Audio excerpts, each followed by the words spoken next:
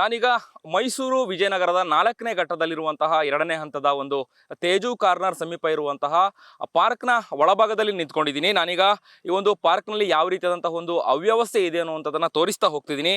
ದೃಶ್ಯದಲ್ಲಿ ಈಗ ನೀವು ಗಮನಿಸಬಹುದು, ಏನೋ ಮೈಸೂರಿನ ಪ್ರತಿಷ್ಠಿತ ಬಡಾವಣೆ ಅಂತ ಹೇಳಿ ಕರೆಸಿಕೊಳ್ಳುವಂತಹ ವಿಜಯನಗರದ 4ನೇ ಹಂತದ 2ನೇ ಘಟ್ಟದ ಬಡಾವಣೆಯ ಒಂದು ಪಾರ್ಕ್ನ ಒಂದು ದೃಶ್ಯವನ್ನು ನೋಡ್ತಾ ಇದ್ದೀರಾ. ಒಂದು ಟ್ಯಾಂಕ್ನ ಒಂದು ದೃಶ್ಯವನ್ನು ಕೂಡ ನೋಡ್ತೀರಿ ಪಾರ್ಕ್ ಒಳಗಿದೆ. ಹಾಗೆ ಈ ಒಂದು ಪಾರ್ಕಲ್ಲಿ ಯಾವ ರೀತಿಯಾಗಿ ಅವ್ಯವಸ್ಥೆ ಇದೆ ಅನ್ನುವಂಥದ್ದನ್ನು ನೀವು ಈ ದೃಶ್ಯದಲ್ಲಿ ಈಗ ನೋಡ್ತಾ ಇದ್ದೀರಾ. ಅಂದರೆ ಒಂದು ರೀತಿಯಾಗಿ ಪೊದೆ ಬೆಳ್ಕೊಂಡು ಹೋಗಿರುವಂಥದ್ದು, ಇಲ್ಲಿ ಒಂದು ರೀತಿಯಾದಂಥ ವ್ಯವಸ್ಥೆ ಇಲ್ಲ, ಅವ್ಯವಸ್ಥೆ ಆಗಿದೆ ಅಂತಲೇ ಹೇಳ್ಬೋದು.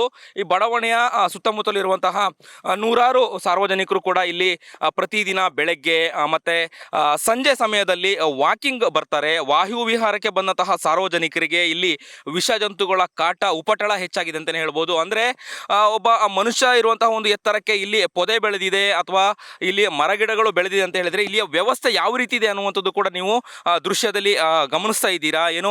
ಬೆಳಗ್ಗೆ ಮುಂಜಾನೆ ವಾಕಿಂಗಿಗೆ ಬರುವಂಥವರು ಕೂಡ ಅಥವಾ ಇಲ್ಲಿ ಆಟವನ್ನು ಆಡ್ಲಿಕ್ಕೆ ಬಂದಂತಹ ಮಕ್ಕಳು ಕೂಡ ಇಲ್ಲಿ ಒಂದು ರೀತಿಯಾದಂತಹ ಒಂದು ಸಮಸ್ಯೆ ಇರುವಂಥದ್ದು.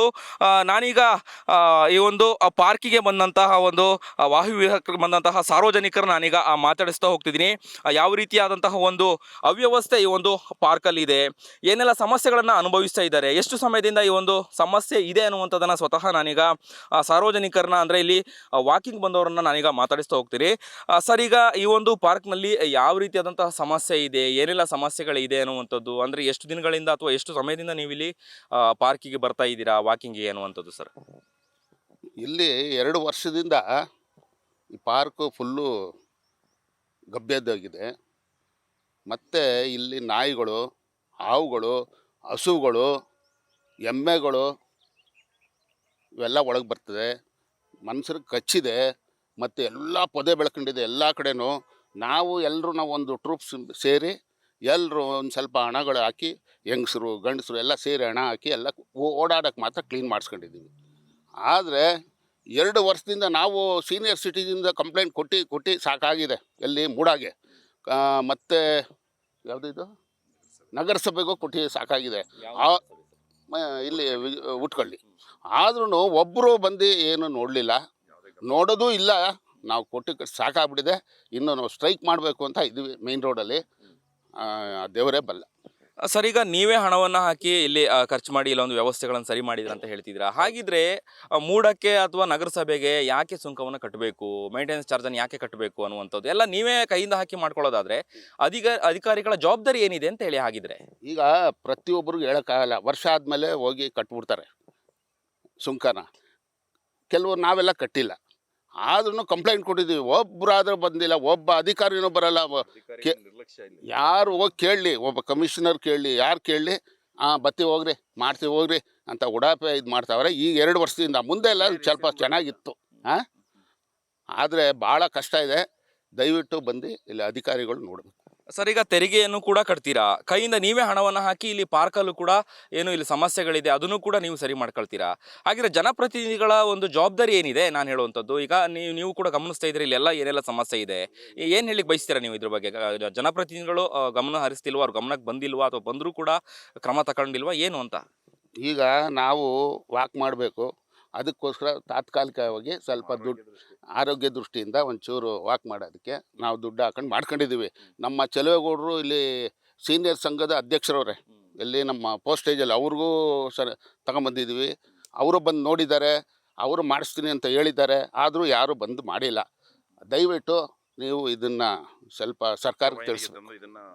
ಹಾಗೆ ನಾನು ಇನ್ನೊಬ್ಬರನ್ನ ಮಾತಾಡಿಸ್ತಾ ಹೋಗ್ತೀನಿ. ಅಂದರೆ ಇಲ್ಲಿ ವಾಕಿಂಗ್ ಬಂದಂಥವ್ರನ್ನ ಇನ್ನೊಬ್ಬರನ್ನ ನಾನೀಗ ಮಾತಾಡಿಸ್ತಾ ಹೋಗ್ತೀನಿ. ಸರಿ, ಏನು ಸರ್ ಇದು ಸಮಸ್ಯೆ, ಇಷ್ಟೊಂದು ಸಮಸ್ಯೆಗಳಿದೆ, ನೀವೇ ಕೈಯಿಂದ ಹಣವನ್ನು ಹಾಕಿ ಇಲ್ಲಿ ಒಂದಷ್ಟು ಸಮಸ್ಯೆಗಳನ್ನು ಸರಿ ಮಾಡಿಸ್ಕೊಂತೀರಂತೆ, ಏನು ಅಂತ ಹೇಳಿ ಅಧಿಕಾರಿಗಳು ಏನು ಮಾಡ್ತಾ ಇದ್ದಾರೆ? ತೆರಿಗೆ ಕಟ್ತಿದ್ದೀರಾ, ತೆರಿಗೆನೂ ಕಟ್ಕೊಂಡು ಇಲ್ಲಿ ನೀವೇ ಕೈಯಿಂದ ಹಾಕಿ ಇಲ್ಲಿ ಸಮಸ್ಯೆಗಳನ್ನು ಬಗೆಹರಿಸ್ಕೊಳ್ತೀರಾ ಅಂತಂದರೆ ಸ್ಥಳೀಯ ಜನಪ್ರತಿನಿಧಿಗಳು ಅಥವಾ ಮೂಢ ಅಧಿಕಾರಿಗಳ ಪಾಲೇನಿದೆ, ಯಾಕೆ ಹೀಗೆ ಆಗ್ತಾ ಇದೆ ಇಲ್ಲಿ ಅಂತ? ಯಾವ ಅಧಿಕಾರಿಗಳು ಇದಕ್ಕೆ ಗಮನ ಕೊಡ್ತಾ ಇಲ್ಲ, ಎಲ್ಲ ನಿರ್ಲಕ್ಷ್ಯ. ಇಲ್ಲಿ ಯಾವುದೇ ಒಂದು ಅಭಿವೃದ್ಧಿನೂ ಶೂನ್ಯ ಇದೆ ಸರ್. ಇಲ್ಲಿ ಅದು ಹೇಳಕ್ಕೆ ಇಷ್ಟಪಡ್ತೀವಿ. ಯಾಕೆಂದರೆ ಇಲ್ಲಿ ಪಾಪ ಪ್ರತಿಯೊಬ್ಬರು ವಾಕ್ ಮಾಡ್ತಾ ಇದ್ದೀವಿ. ಯಾಕೆಂದರೆ ಪ್ರತಿಯೊಬ್ಬರಿಗೋಸ್ಕರ ಇಲ್ಲಿ ನಾವು ಇಲ್ಲಿ ಸಾರ್ವಜನಿಕರು ಒಂದು ಟೀಮ್ ಮಾಡಿಕೊಂಡು ಇಲ್ಲಿ ಕ್ಲೀನ್ ಮಾಡಿಸ್ಕೊತಿದ್ದೀವಿ. ನಾವು ಅಲ್ಲೇ ಮೂಡಾಕು ಕೊಟ್ಟಾಗಿದೆ, ನಗರಾಭಿವೃದ್ಧಿ ಕೊಟ್ಟಾಗಿದೆ, ಮತ್ತು ರಾಜಕಾರಣಿಗಳಿಗೂ ಸಹ ತಲುಪಿಸಿದ್ದೀವಿ ವಿಷಯವನ್ನು, ಒಂದು ಅಭಿವೃದ್ಧಿಗೊಳಿಸಿ ಇದನ್ನು. ಏಕೆಂದರೆ ವಿಶ್ರಾಂತಿಗೆ ಇಲ್ಲಿ ತುಂಬ ಜನ ಇದ್ದಾರೆ, ಮನೆಗಳೆಲ್ಲ ತುಂಬ ಆಗಿದೆ, 80% ಮನೆಗಳಾಗಿದೆ. 80% ಮನೆ ಆದಾಗ ಇಲ್ಲಿಗೆ ಅಭಿವೃದ್ಧಿ ಯಾವ ರೀತಿ ಕೊಡಬೇಕು ಅಧಿಕಾರಿಗಳು, ಅವ್ರ ನಿರ್ಲಕ್ಷ್ಯ ಇದು. ಸರ್ ಇಲ್ಲಿಗೆ ಎಷ್ಟು ಜನ ಬರ್ತಾರೆ ಇಲ್ಲಿ ಪಾರ್ಕಲ್ಲಿ ಏನೋ ವಾಯು ವಿಹಾರಕ್ಕೆ ಸಂಜೆ ಮತ್ತೆ ಬೆಳಗ್ಗೆ ನೀವು ಗಮನಿಸ್ತಾ ಸಂಜೆ ಬೆಳಿಗ್ಗೆಯಿಂದ ಹಿಡಿದು 1,000 ಜನಗಳು ಬರ್ತಾರೆ ಸರ್. ಇಲ್ಲಿ 1,000 ಜನ ಬರ್ತಾರೆ ಬೆಳಿಗ್ಗೆ ಮತ್ತು ಸಂಜೆ ಹೊತ್ತಂತೂ ತುಂಬ ಜಾಸ್ತಿ.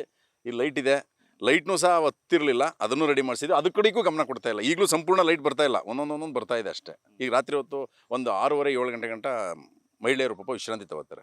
ಸರ್ ನಿನ್ನೆನೂ ಕೂಡ ಗಮನಿಸಿದ್ವಿ, ನಾವು ಇಲ್ಲಿ ಸ್ಟೋರಿಯನ್ನು ಮಾಡುವ ಸಂದರ್ಭದಲ್ಲಿ ಹಸುಗಳು ಒಳಗಡೆ ಬರುವಂಥದ್ದು, ಇಲ್ಲೊಂದು ಪಾರ್ಕಿಂಗ್ ವ್ಯವಸ್ಥೆ ಆಗಿರಲಿ ಅಥವಾ ಒಂದು ಸೆಕ್ಯೂರಿಟಿ ವ್ಯವಸ್ಥೆ ಆಗಿರಲಿ, ಆ ಥರದ್ದು ಯಾವುದೂ ಕೂಡ ಇಲ್ಲ. ಇದ್ರ ಬಗ್ಗೆ ಏನು ಹೇಳ್ತೀರಾ ನೀವು ಅಂತ? ಯಾವುದೂ ಇಲ್ಲ, ಯಾವ ವ್ಯವಸ್ಥೆ ಸೆಕ್ಯೂರಿಟಿನೇ ಇಲ್ಲ ಇಲ್ಲಿ ಹಾವುಗಳು ತುಂಬ ಇದೆ, ತುಂಬ ಹಾವುಗಳಿದೆ. ಸಿಕ್ಕಾಪಟ್ಟೆ ಬೆಳ್ಕೊಂಡು ಹಾವುಗಳು ತುಂಬ ಇದೆ. ಒಂದು ಸೆಕ್ಯೂರಿಟಿ ಇಲ್ಲ ಸಂಜೆ ಹೊತ್ತು. ಆಮೇಲೆ ಗೇಟ್ ಹಾಕರಲ್ಲ, ಅದಕ್ಕೆ ದನಗಳು ಬರ್ತವೆ, ನಾಯಿಗಳು ಬರ್ತವೆ, ಏನೂ ಇಲ್ಲ ಸರ್. ಅಧಿಕಾರಿಗಳ ನಿರ್ಲಕ್ಷ್ಯವೇ ಇದಕ್ಕೆ ಮುಖ್ಯ ಕಾರಣ. ಓಕೆ, ಈಗ ಸರ್ ನೀವು ಹೇಳ್ತಾ ಇದ್ರಿ ಅಧಿಕಾರಿಗಳ ನಿರ್ಲಕ್ಷ್ಯ ಅಂತೇಳಿ ಹೇಳ್ತಿದ್ರಿ. ಹಾಗಿದ್ರೆ ಈ ಒಂದು ವ್ಯವಸ್ಥೆನ ಸರಿ ಮಾಡುವಂತಹ ಒಂದು ಅಧಿಕಾರಿಗಳೇ ಈ ರೀತಿ ಬೇಜವಾಬ್ದಾರಿ ಮಾಡ್ತಾ ಇದ್ರೆ ಇದನ್ನ ಸರಿ ಮಾಡೋರು ಯಾರು ಹಾಗಿದ್ರೆ ಅಂತ ಹೇಳಿ, ಎಲ್ಲಿವರೆಗೆ ಈ ಸಮಸ್ಯೆಗಳನ್ನು ಅನುಭವಿಸ್ತೀರಾ ನೀವು? ಬಡಾವಣೆಯಲ್ಲಿ ಇದ್ದೀರಾ, ಆಮೇಲೆ ಮೈಸೂರಿನಲ್ಲಿ ಪ್ರತಿಷ್ಠಿತ ಬಡಾವಣೆ ಅಂತ ಕರೆಸ್ಕೊಳ್ಳುವಂತಹ ವಿಜಯನಗರ 4ನೇ ಅಂತ ಬಡಾವಣೆ ನಿಮಗೂ ಕೂಡ ಗೊತ್ತಿದೆ.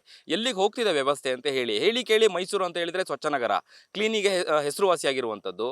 ಆದರೆ ಈ ರೀತಿಯಾದಂತಹ ಒಂದು ಅವ್ಯವಸ್ಥೆ ಆಗರ ಎಲ್ಲಿಗೆ ಹೋಗಿ ಮುಟ್ತಾ ಇದೆ? ಮೈಸೂರು ಎಲ್ಲಿವರೆಗೆ ಹೋಗ್ತಿದೆ ಅನ್ನುವಂಥದ್ದು. ಸರ್, ನಮ್ಮ ವಿಜಯನಗರದ ನಿವಾಸಿಗಳು ಯಾವತ್ತು ಒಗ್ಗಟ್ಟುಗೂಡಿ ಅಧಿಕಾರಿಗಳ ಮೇಲೆ ನಾವು ಹೋರಾಟ ಮಾಡ್ತೀವೋ ಅವತ್ತು ಒಂದು ಸ್ವಲ್ಪ ಸರಿಪಡ್ಬೋದು ಅನ್ನೋ ಒಂದು ಮನೋಭಾವನೆ. ಯಾವತ್ತು ಸರ್ ಹೋರಾಟ? ಹಾಗಿದ್ರೆ ಅಭಿವೃದ್ಧಿಯ ಪರವಾಗಿ ನಿಮ್ಮ ಹೋರಾಟ ಯಾವಾಗ? ಪ್ರಯತ್ನ ಪಡ್ತಾ ಇದೀವಿ. ಅದನ್ನೇ ಮಾತಾಡಿದ್ದಾರೆ ನಮ್ಮ ಹಿರಿಯ ಸಿಟಿಜನ್ ಅಧ್ಯಕ್ಷರಾದಂಥ ಚಲುವೇಗೌಡರು ಮಾತಾಡಿದ್ದಾರೆ. ಇಂಥ ದಿನ ಹೋಗಿ ಹೋರಾಡೋಣ ಅಂತ ಹೇಳಿದ್ದಾರೆ. ಹಾಗಿದ್ರೆ ಹೋರಾಟ ಮಾಡಿದ್ರೆ ಅಥವಾ ಪ್ರತಿಭಟನೆ ಮಾಡಿದ್ರೆ ಮಾತ್ರ ಸರ್ಕಾರ ಅಥವಾ ಅಧಿಕಾರಿಗಳು ಎಚ್ಚೆತ್ಕೊಳ್ಳೋದಾ ನಿಮ್ಮ ಪ್ರಕಾರ? ಈಗ ತೋರಿಸ್ತಾ ಇರೋದು ಆ ರೀತಿ. ಈಗ ಬಂದು ನಾವ್ಯಾರು ಮಾಡ್ತೀವಿ ಅಂತ ಅಧಿಕಾರಿಗಳು ಮುನ್ನೆ ಬರ್ತಾ ಇಲ್ಲ. ಈಗ ನಾವೇನಿದ್ರು ಒಂಚೂರು ಹೋರಾಡಿದ್ರೆ ಅದಕ್ಕೊಂಚೂರು ಏನೋ ಬಂದು ನೋಡ್ತಾರೆ ಅಷ್ಟೇ. ಅವರಾಗೆ ಬರೋರು ಯಾವ ಅಧಿಕಾರಿ ಬಂದಿಲ್ಲ ಇದುವರೆಗೂ, ಯಾರು ಬಂದಿಲ್ಲ ಇಲ್ಲಿ. ಅಧಿಕಾರಿಗಳ ಗಮನ ಸೆಳೀಲಿಕ್ಕೆ ಅಥವಾ ಅಭಿವೃದ್ಧಿ ಆಗಬೇಕು, ಇಲ್ಲಿ ಮೇಂಟೆನೆನ್ಸ್ ಆಗಬೇಕು ಅಂತ ಹೇಳಿ ನೀವೀಗ ಒಂದು ಕಣ್ತರಿಸುವಂತಹ ಒಂದು ಕಾರ್ಯಕ್ಕೆ ಮುಂದಾಗಿದ್ರಿ. ಯಾವಾಗ ಪ್ಲಾನ್ ಮಾಡ್ಕೊಂಡಿದ್ದೀರಾ? ಯಾವ ರೀತಿ? ನಮ್ಮ ಅಧ್ಯಕ್ಷರು, ಸಿಟಿಜನ್ ಅಧ್ಯಕ್ಷರು ಚಲುವೇಗೌಡರು ಹೇಳ್ತಾರೆ ಈಗ ಅದನ್ನು. ಇಲ್ಲಿ ಇನ್ನೊಬ್ರು ಹಿರಿಯ ನಾಗರಿಕರು ನಮ್ಮ ಕುಮಾರ್ ಅಂತ, ಅವರು ಸಹ ಇಲ್ಲಿ ಜಾಸ್ತಿ ಜವಾಬ್ದಾರಿಯನ್ನು ಕೊಟ್ಟಿದ್ದಾರೆ. ಇದಿಷ್ಟು ಏನೋ ಪಾರ್ಕಿಗೆ ಏನೋ ವಾಕಿಂಗ್ ಬರುವಂತಹ ಒಂದು ವಾಯುವಿಹಾರಕ್ಕೆ ಬಂದಂಥ ಸಾರ್ವಜನಿಕರ ಮಾತಾಗಿತ್ತು. ಅಂದರೆ ಈ ರೀತಿಯಾದಂಥ ಒಂದು ಅವ್ಯವಸ್ಥೆ ತಾಂಡವಾಡ್ತಿದ್ದ ಅಧಿಕಾರಿಗಳು ಕೂಡ ಇಲ್ಲಿ ಗಮನ ಹರಿಸ್ತೇ ಇಲ್ಲ, ಜನಪ್ರತಿನಿಧಿಗಳು ಕೂಡ ಗಮನಕ್ಕೆ ಬಂದ್ರು ಅಥವಾ ಅವರು ಇಲ್ಲಿ ಕೇರ್ ಮಾಡ್ತಾ ಇಲ್ಲ ಅನ್ನುವಂಥದ್ದು. ಹಾಗೆಯೇ ಮುಂದಿನ ದಿನಗಳಲ್ಲಿ ನಾವು ಪ್ರತಿಭಟನೆ ಮಾಡ್ತೀವಿ, ಪ್ರತಿಭಟನೆ ಮಾಡೋದ್ರ ಮುಖಾಂತರ ಏನು ಮೂಢ ಅಧಿಕಾರಿಗಳು ಆಗಿರ್ಬೋದು ಸರ್ಕಾರದ ಕಣ್ಣು ತೆರೆಸುವಂತಹ ಕೆಲಸವನ್ನು ನಾವು ಮಾಡ್ತೀವಿ. ಈಗಾಗಲೇ ನಾವು ಕೈಯಿಂದ ಹಣವನ್ನು ಹಾಕಿ ಇಲ್ಲಿ ಒಂದಷ್ಟು ಮೇಂಟೆನೆನ್ಸ್ ಮಾಡಿರುವಂಥದ್ದು, ಪೊದೆಗಳನ್ನು ಸರಿ ಮಾಡುವಂಥದ್ದು ಅಥವಾ ಏನು ಲೈಟ್ ವ್ಯವಸ್ಥೆಗಳನ್ನು ಕೂಡ ಸರಿ ಮಾಡುವಂಥದ್ದು, ಒಂದಷ್ಟು ಸಮಸ್ಯೆಗಳನ್ನು ಸ್ವತಃ ನಾವೇ ಮಾಡಿದ್ದೀವಿ. ಅಂದರೆ ತೆರಿಗೆನೂ ಕೂಡ ಕಟ್ತೀವಿ, ಜೊತೆಗೆ ಕೆಲಸನೂ ನಮ್ಮ ಹಣದಿಂದ ನಾವು ಕೂಡ ಇಲ್ಲಿ ಮೇಂಟೆನೆನ್ಸ್ ಮಾಡ್ತೀವಿ ಅಂತ ಹೇಳಿದ್ರೆ ಅಧಿಕಾರಿಗಳ ನಿರ್ಲಕ್ಷ್ಯ ಅಥವಾ ಅಧಿಕಾರಿಗಳ ಜವಾಬ್ದಾರಿ ಎಲ್ಲಿಗೆ ಹೋಗ್ತಿದೆ ಅನ್ನುವಂತಹ ಮಾತನ್ನು, ಬೇಸರವನ್ನು ಕೂಡ ಏನೋ ಪಾರ್ಕಿಗೆ ಬಂದಂತಹ ಸಾರ್ವಜನಿಕರ ಮಾತಾಗಿರುವಂಥದ್ದು. ಕ್ಯಾಮ್ರಾ ಪರ್ಸನ್ ರಾಮ್ ಜೊತೆ ಅಭಿಜಿತ್ ಗಣೇಶ್, ಪ್ರಜಾಧ್ವನಿ ಟಿವಿ, ಮೈಸೂರು.